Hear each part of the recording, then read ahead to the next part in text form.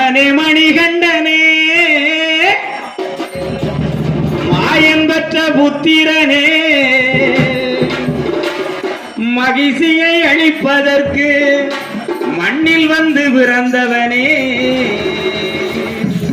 வீரமணி கண்டா நீ கடை கடரண்டா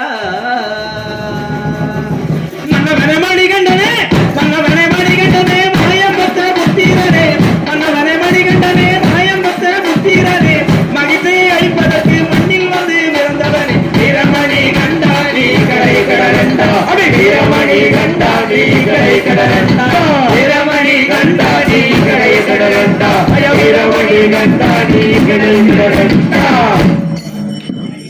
பந்தளத்தில் நீ இருக்க பச்சை நல்லு சோறு இருக்க பாண்டுரங்கம் பெத்த உள்ள பட்டினியா போகலாமா வீரமணி கண்டா நீ கடை கடரண்டா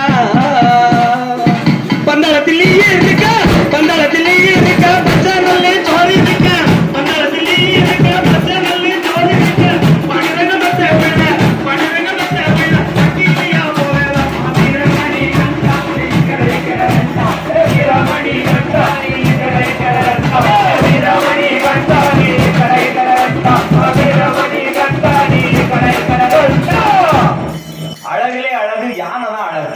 எத்தனை மிருகங்கள் இருந்தாலும் அந்த அழகு ஐயப்பனை மாதிரி ஒரு மிக அழகான மிருகம்னா அது யானை தான். அதனாலதான் எல்லா கோயில்கள்லயும் யானையை வச்சிருக்கோம். சேட்டை பண்ணா செய்யத்தான் செய்யும், அதை ஒன்றும் செய்ய முடியாது. அந்த யானைக்கு முகப்படம் போட்டா அவ்வளவு அழகா இருக்குமா.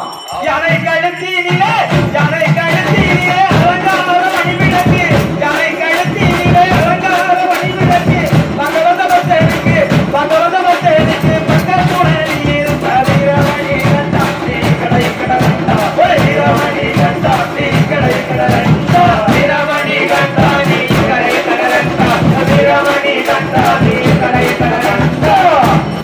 அன்றாட கூலி வேலை பார்க்கிற ஆள்ல இருந்து ஐஏஎஸ் அதிகாரி வர அந்த அப்பா எங்க ஐயப்பன் சபரிமலைக்கு போனா அந்த 5 மலையில சட்டையெல்லாம் கழட்டி போட்டுட்டு பூசாத பவுடர் எல்லாம் பூசிக்கிட்டு அங்க பணக்காரனும் இல்ல ஏழையும் இல்ல பெரியவரும் இல்ல சின்னவரும் இல்ல. இந்த பிள்ளை கன்னிச்சாமின்னா அதுதான் பெரிய பிள்ளை. அதேதான் 18 வயசு போனாலும் சின்னச்சாமி. அதனால அந்த மலையில இப்படி ஒரு அழகு. யாராவது வெளியில போகும்போது நம்ம கருப்புள்ளி செம்புள்ளி குத்தி போக முடியுமா? அந்த ஐயப்பனை பார்க்கும்போது எந்த வெக்கமும் கிடையாது எனக்கு. அழகா பூசி போவோமா? 5 வகை பவுடர் பூசி ஆடி வாரம் பாடி வாரம் எரிமேலி பேட்டதுள்ளி எங்க ஐயப்பனை பார்க்க போறோம்.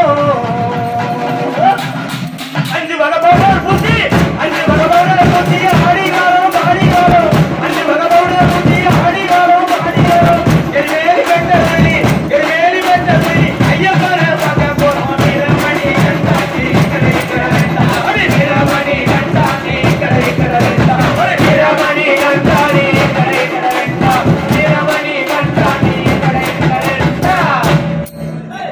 அந்த காலத்துல எல்லாம் நம்ம பொம்பளைய எங்க அப்பத்தா மாதிரிலாம் பாத்தீங்கன்னா ஒத்தருவா அகலத்துல போட்டு வச்சிருப்பான். அப்படி குங்குமத்துல அன்னைக்கு மாதிரி ஸ்டிக்கர் போட்டெல்லாம் கிடையாது. காலம் கலிகாலம் ஆகி போச்சு. எங்க பெரியாட்ட அப்பத்தாலாம் பெரிய 1 ரூபா குங்குமம் போட்டு வச்சிருப்பான். இப்ப வச்சிருக்கதே தெரிய மாட்டேங்குது. அதுலயும் பாதி பிள்ளைய நாகமெல்லாம் வச்சிருக்கு. அதுகளே நாகம் தான், முகத்துல வேற நாகம் வச்சிருக்கேன். ஆனா அந்த குங்குமத்திலே சிறந்த குங்குமம் எது தெரியுமா? நம்ம அன்னை மீனாட்சி அம்மன் வாழக்கூடிய மதுரை குங்குமம் தான் சிறப்பு. அப்ப அந்த குங்குமத்தை வச்சு போனா எப்படி இருக்கும்? மதுரை குங்குமம் வச்சு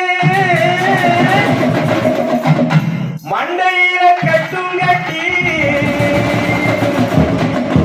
உன்னால இருக்கும் முடி உன்முடியா திருமுடியா மதுரை குங்குமம் வச்சு மதுரை குங்குமம் வச்சு மண்டையில கட்டும் கட்டி மதுரை குங்குமம் வச்சு மண்டையில கட்டி கட்டி முன்னால இருக்கும் முடி முன்னால இருக்கும் முடி உன்முடியா இருமுடியா வீரமணி கண்டா நீ கடை கடரண்டா வீரமணி கண்டா நீ கடை கடரண்டா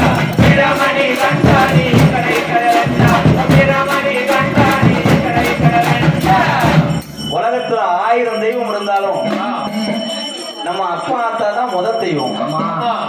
எல்லாம் போய் ஐயப்பன் சரணாகதி அடைஞ்ச பிறகு வீட்டுல ஆத்தாட்ட சண்டை போட்டோம்னா அந்த ஐயப்பன் கூட கேட்க மாட்டாரு. அதனால யார வணங்குறோமோ இல்லையோ பெத்த தாய அப்பாவை ரெண்டாவதான் சொல்லுதான்.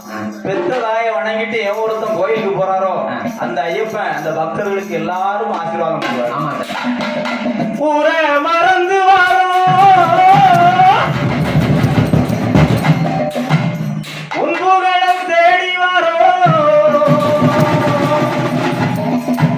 எங்க தாயார வணங்கி வாரோ தயவுடனே வாரும் ஐயா.